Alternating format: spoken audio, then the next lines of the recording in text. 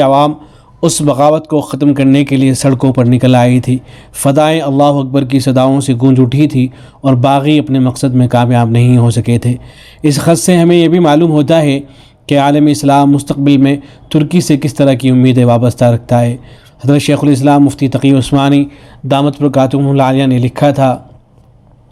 گرامی قدر صدر رجب طیب اردگان صدر جمہوریہ ترکی، السلام علیکم ورحمۃ اللہ وبرکاتہ۔ ہم آپ کی خدمت میں انتہائی مبارکباد اور شرف و اعزاز کا ہدیہ پیش کرتے ہیں کہ اللہ تعالیٰ نے باغیوں اور سرکشیوں کو ذلیل اور رسوا فرما کر آپ کو فتح و نصرت سے سرفراز کیا،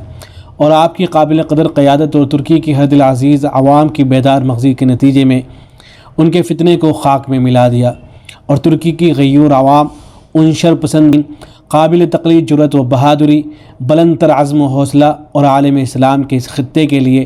ہر ممکن قربانی پیش کرنے کے ابھرتے ہوئے وہ جذبات جن کی جتنی تعریف کی جائے کم ہے، اور بلا شبہ اس پر شرق و غرب کی پوری ملت اسلامیہ فخر اور رشک کرتی ہے،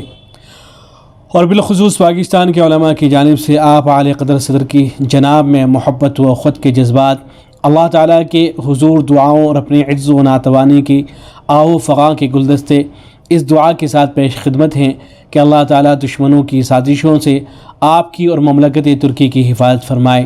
اور سازشی عناصر کے مکر و فریب کو انہی کے ملیے میٹ کرنے میں صرف فرما دے، اور آپ کی جہد مسلسل اور سعی پہم کو کامیابی اور کامرانی اور اپنی توفیق کامل سے بہرہ مند فرمائے۔ خاص طور پر اسلام اور مسلمانوں کے لیے اہمیت کے حامل ہر معاملے میں آپ کے جرأت مندانہ اور دانش مندانہ اقدامات کو سراہتے ہوئے آپ اور آپ کے وطن کی حفاظت و سالمیت کے لیے امت اسلامیہ کے ہاتھ اللہ سبحانہ و تعالیٰ کی بارگاہ میں بلند ہے، اور ہم دعا گو ہیں کہ اللہ سبحانہ و تعالیٰ آپ کو اسی طرح حکمت آمیز انقلابی تحریک کی توفیق عطا فرمائے جس سے ترکی کی موجودہ عظمت و سربلندی ہمیشہ برقرار رہے، کیونکہ یہ وہ اسلامی سلطنت ہے جس سے دنیا بھر کے مسلمانوں کو تمنائیں اور امیدیں وابستہ ہیں، اور اس مبارک مقصد کے حصول کے لیے آپ کے تمام تر اہداف اور اقدامات کی تکمیل میں ہم آپ کے شانہ بشانہ کھڑے ہیں، اور اپنے ترک بھائیوں کی ہر اس آواز پر لبیک کہنے اور ہر وہ حتی الوسع خدمت پیش کرنے کے لیے اپنے تئیں ہر دم تیار ہیں جو آپ کے ذکر کردہ عظیم الشان اہداف کے تعاقب کے لیے جاری اس تحریک کو آسان کرنے میں معاون ہو۔